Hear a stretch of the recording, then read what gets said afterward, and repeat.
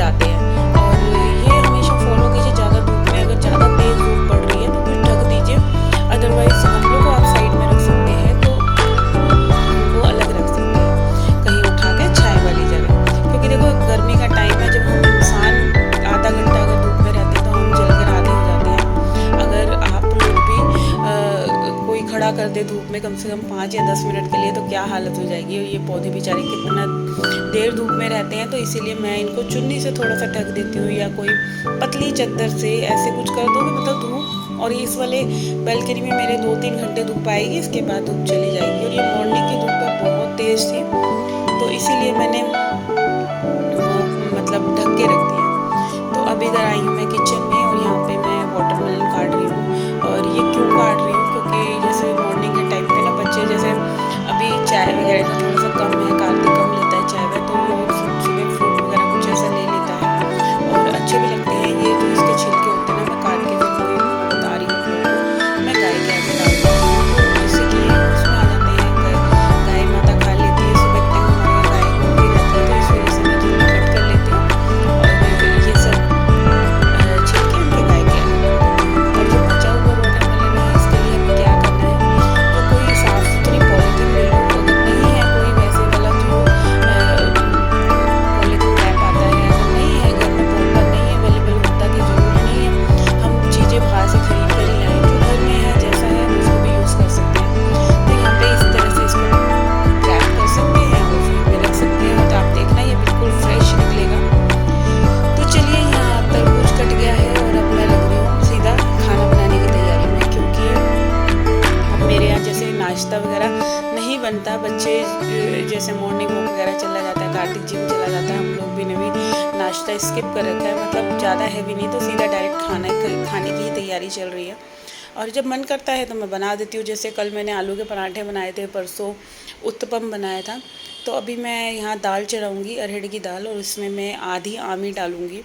पूरी आमी से बहुत ज़्यादा खट्टी हो जाएगी, तो अरहर की दाल आमी वाली बहुत अच्छी लगती है। इधर मैंने दाल को थोड़ी देर भिगो दिया है, और जब तक ये आमी मैं कट कर रही थी, और भिगोने के बाद मैं धो लिया और इसमें नमक और हल्दी ऐड करके मैं इसको बॉईल होने रखूँगी। फिर मेरे को इसमें तड़का रेडी करना है, और तड़का आप लोगों को पता है, एक मैं टमाटर वाला बनाती हूँ और एक में प्याज लहसुन वाला, क्योंकि टमाटर वाला आप लोगों को पता है कि हस्बैंड जी नहीं खाते और मम्मी जी भी नहीं खाती, तो इन दोनों की वजह से मेरे को 2 तरह के कोई भी अगर प्याज वाली बनानी है तो 2 तरह की बनानी पड़ती है।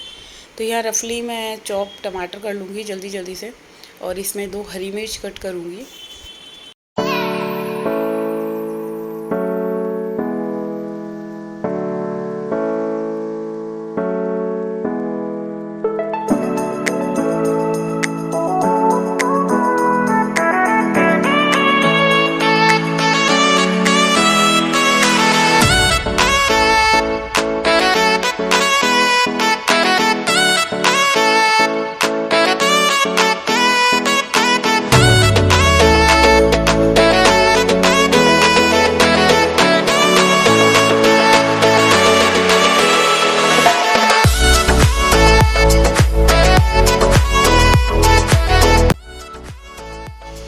अच्छा, इधर मॉर्निंग के टाइम में हम औरतों को कितने सारे काम होते हैं आप लोग देख सकते हैं।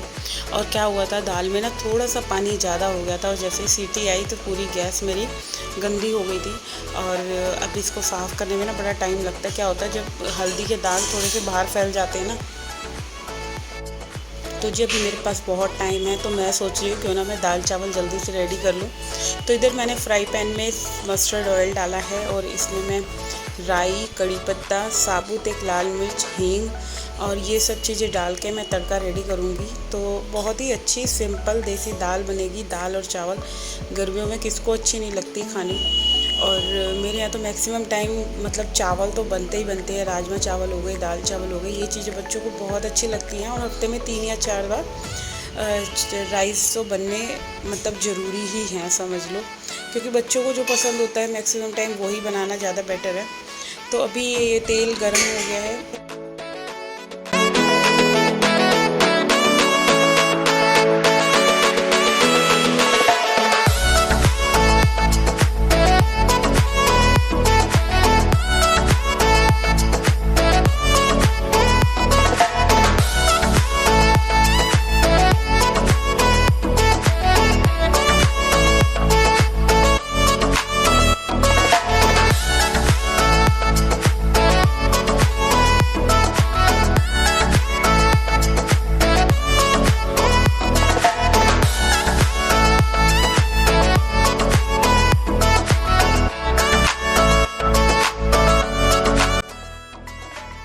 तो जी ऐसा ही होता है कि जब हमारा किचन में एक काम ख़त्म होता है हम दूसरे और कई काम स्टार्ट कर देते हैं।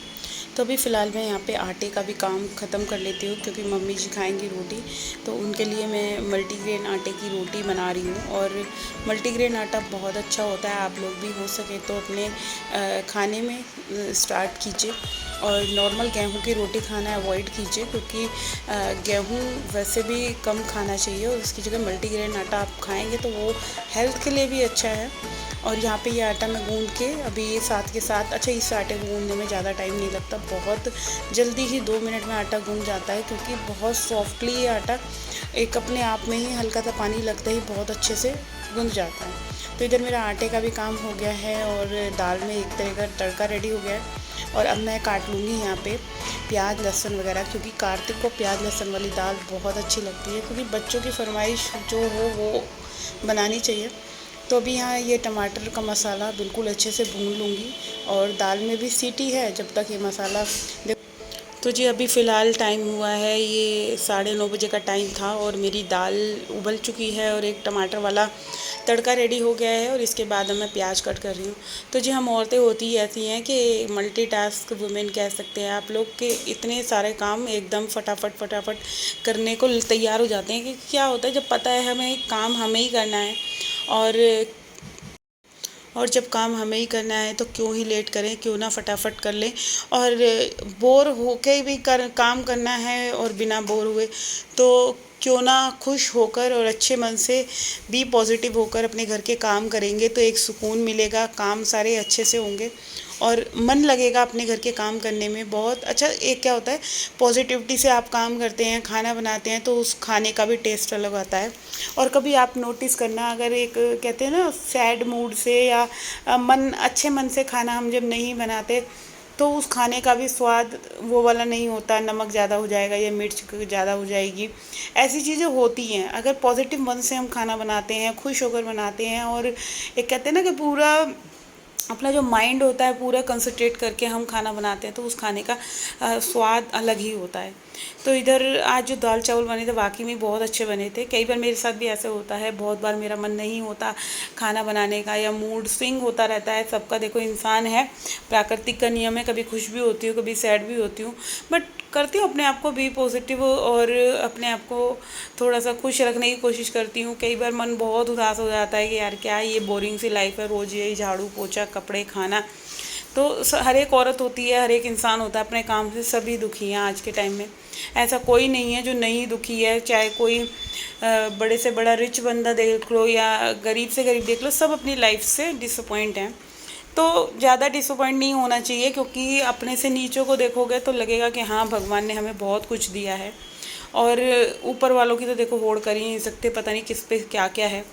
तो जो है जितना है खुश रहो, अच्छे से अपना जो है लाइफ स्पेंड करो, खुश होकर काम करने का एक मज़ा ही अलग है। तो इधर मेरा प्याज लहसुन का भी तड़का आप लोगों ने देखा रेडी हो गया है और यहाँ मैं 2 गिलास के करीब मैंने चावल लिए हैं, इनको मैं भिगो दूंगी। अच्छा चावल खाना मैं इसलिए रेडी कर रही हूँ क्योंकि नाश्ता मैंने आप लोगों को बताया है कि अभी फ़िलहाल जब से बच्चों की छुट्टियाँ चली हैं तो नाश्ता हमारा स्किप हो रहा है और खाना ही 11 साढ़े 11 बजे तक बच्चे कर लेते हैं। तो खाने का क्या है, बच्चों को दाल चावल वगैरह बहुत अच्छे लगते हैं तो इसलिए मैं ऐसी ही चीज़ें बनाती हूँ।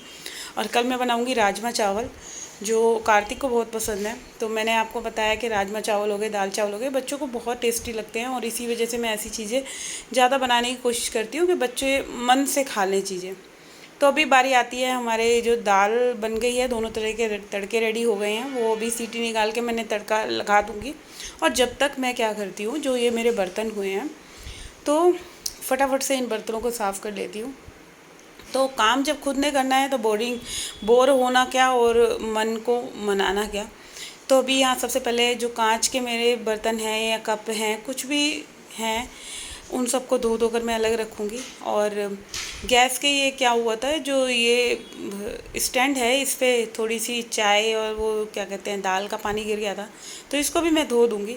और गैस की सफाई आज मैं थोड़ा सा लेट करूँगी, उससे पहले मैं यहाँ जो बर्तन हैं सारे साफ़ कर दूँगी क्योंकि अभी चावल भी बनेंगे और भी बहुत सारे काम हैं।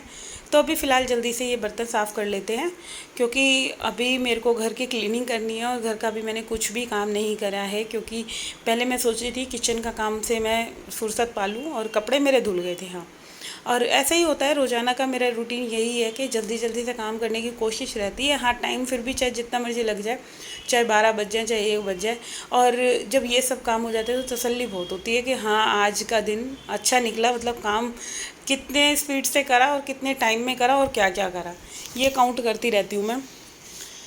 और अभी बच्चे दोनों के दोनों उठ गए थे, एक गया है अभी जिम पे गया हुआ है, और डुग्गू नहा धो लिया है।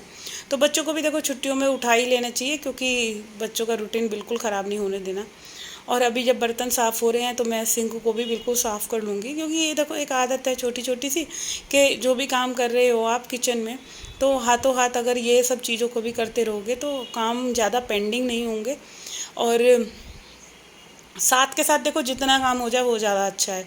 काम को कभी भी पेंडिंग नहीं छोड़ना चाहिए कि अभी नहीं कर रहे या कल कर लेंगे, कल नहीं कर रहे तो परसों कर लेंगे।